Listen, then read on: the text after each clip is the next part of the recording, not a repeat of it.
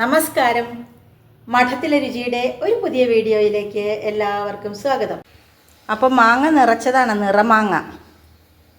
ഇഷ്ടംമാതിരി മാങ്ങ അധികമായാലും പ്രശ്നമാണല്ലേ. പക്ഷെ ഇവിടെ കുഴപ്പമില്ല കേട്ടോ.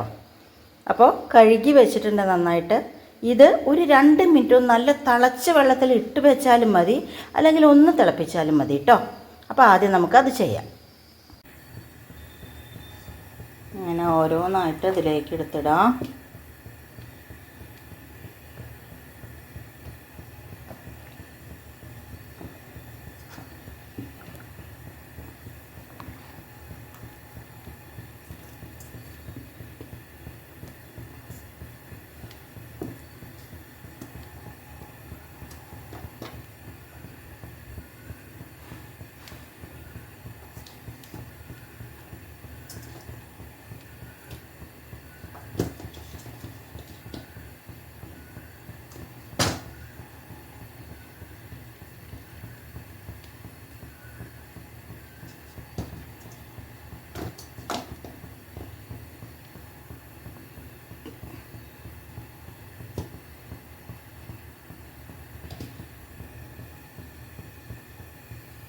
ഒരു 2 മിനിറ്റ് ഒന്ന് ഇരിക്കട്ടെ കേട്ടോ.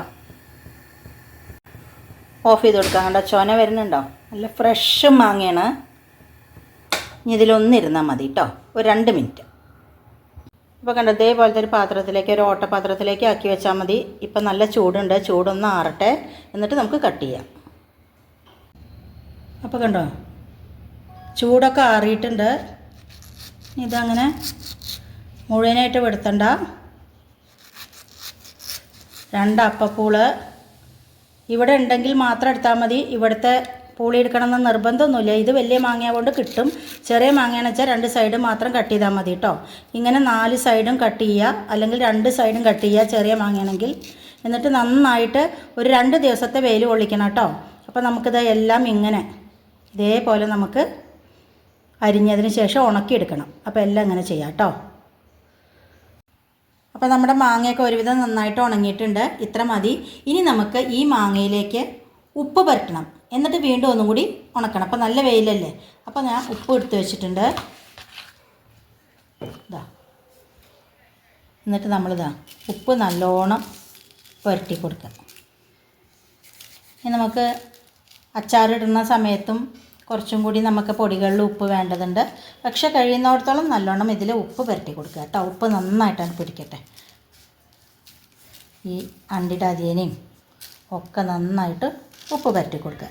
അപ്പോൾ നമുക്ക് എല്ലാം അങ്ങനെ എടുത്തിട്ട് അടുത്ത പരിപാടിയാണ് ഉപ്പ് പുരട്ടൽ. ഇതിപ്പോൾ കാണുമ്പോൾ ഒരു ഭംഗിയൊന്നും ഉണ്ടാവില്ല കേട്ടോ, അങ്ങനെ ചുക്കി ചൊളിയും കൊണ്ടൊക്കെ ആവും.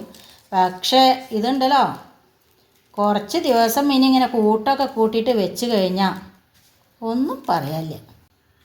അപ്പോൾ ഇത് നമ്മുടെ നിറമാങ്ങ ഉണ്ടാക്കാനുള്ളതൊക്കെ കണ്ടോ. മാങ്ങയൊക്കെ നല്ലോണം കാണാനൊരു ഭംഗി ഉണ്ടാവില്ല, എന്നാലും ഇതിൻ്റെ ടേസ്റ്റാണ് കേട്ടോ പ്രധാനം.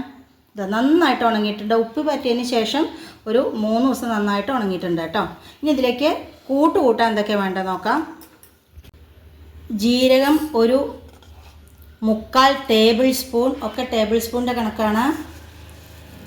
കടുക് നല്ലോണം 1 ടേബിൾ സ്പൂൺ. ഉലുവ 1/2 ടേബിൾ സ്പൂൺ. ഇനി വേണ്ടത് കുറച്ചധികം വേണം. കുരുമുളക് ഒരു 1/2 ടേബിൾ സ്പൂൺ. ഇതിൻ്റെ കൂടെ കായത്തിൻ്റെ പൊടിയും കൂടി നമുക്ക് ആഡ് ചെയ്യേണ്ടതുണ്ട്. ഇതൊന്ന് നമുക്ക് വറുത്ത് കൊണ്ടുവരാം കേട്ടോ. അപ്പോൾ ഇതൊന്ന് ചൂടാക്കിയാൽ മതി കേട്ടോ. ജസ്റ്റ് ചട്ടി നന്നായിട്ടൊന്ന് ചൂടായതിന് ശേഷം നമുക്ക് ഓഫ് ചെയ്ത് കൊടുത്താലും കുഴപ്പമില്ല, അല്ലെങ്കിൽ നല്ല ലോ ഫ്ലെയിമിൽ ഇടണം. കണ്ടോ, പെട്ടെന്ന് തന്നെ ജീരകമൊക്കെ പൊട്ടിത്തിടങ്ങും. ഓഫ് ചെയ്യാം ഗ്യാസ്. ഇനി നമുക്ക് ചൂടാറിയതിന് ശേഷം ഇത് നമുക്ക് പൊടിച്ചെടുക്കണം.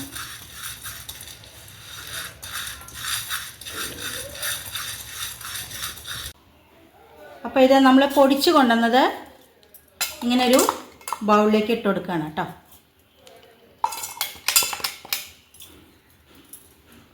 ഇനി ഇതിൻ്റെ കൂടെ കുറച്ച് ഒരു നുള്ളു മതി മഞ്ഞൾപ്പൊടി, അതോടൊപ്പം നമ്മൾ മാങ്ങയിൽ ഉപ്പ് ഇട്ടിട്ടുണ്ടെങ്കിൽ കൂടെ അതോടൊപ്പം തന്നെ കുറച്ച് ഉപ്പ് വേണം. നമ്മൾ മാങ്ങയിൽ ഉപ്പ് പുരട്ടിയിട്ടുണ്ട്, എന്നാലും കുറച്ചും കൂടി ഉപ്പ് വേണം ഇരിക്കുമ്പോഴേക്കും, എന്നാലേ പിടിക്കുള്ളൂ കേട്ടോ. അപ്പോൾ ഞാനൊരു 1/2 ടേബിൾ സ്പൂണും കൂടി ഇട്ട് കൊടുത്തിട്ടുണ്ട്. പിന്നെ ആവശ്യത്തിനുള്ള മുളക് പൊടി, അതിൻ്റെ ഒന്നും കണക്ക് പറയാൻ പറ്റില്ല, ഓരോരുത്തർക്കും എരിവിനനുസരിച്ചെടുക്കാൻ ഞാനൊരു 2.5 ടേബിൾ സ്പൂൺ ഇട്ട് കൊടുത്തിട്ടുണ്ട്. അതുപോലെ തന്നെ ഇതിൽ ഞാൻ കുറച്ച് LG കായത്തിൻ്റെ പൊടിയാണ് കേട്ടോ ചേർക്കേണ്ട, നല്ലോണം ഒരു 3/4 ടേബിൾ സ്പൂൺ. ഇനി ഇത് നമുക്ക് നന്നായിട്ട് കൂട്ടി യോജിപ്പിക്കണം.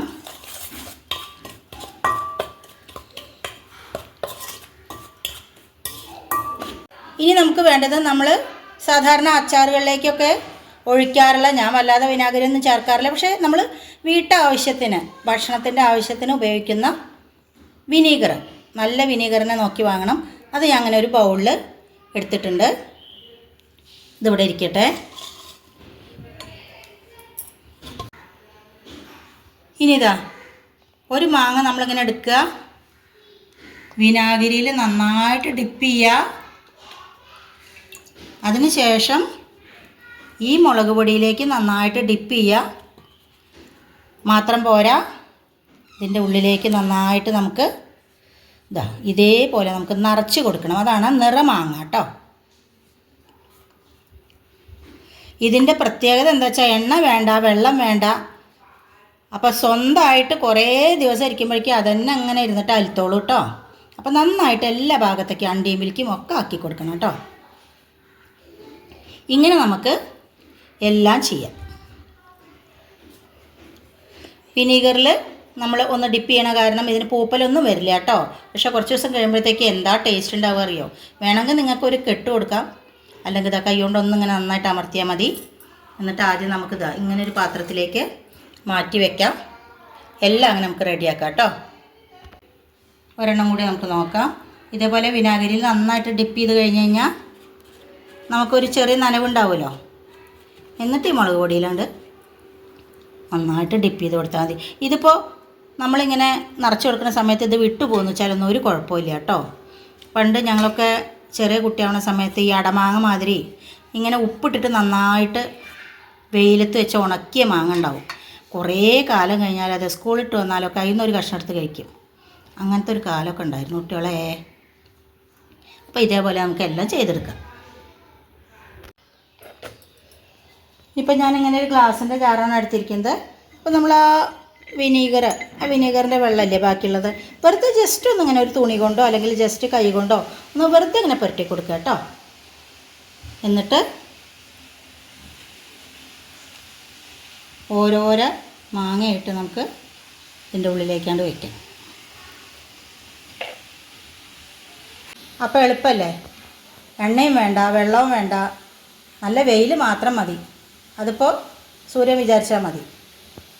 അപ്പോൾ എല്ലാവരും പല ടൈപ്പ് ഉണ്ട് ഈ മാങ്ങാ സീസണിൽ, ഇതും കൂടെ പരീക്ഷിക്കൂ കേട്ടോ. മറ്റൊരു പുതിയ വീഡിയോ ആയിട്ട് നാളെ കാണാം. അതുവരേക്ക് ബായ്.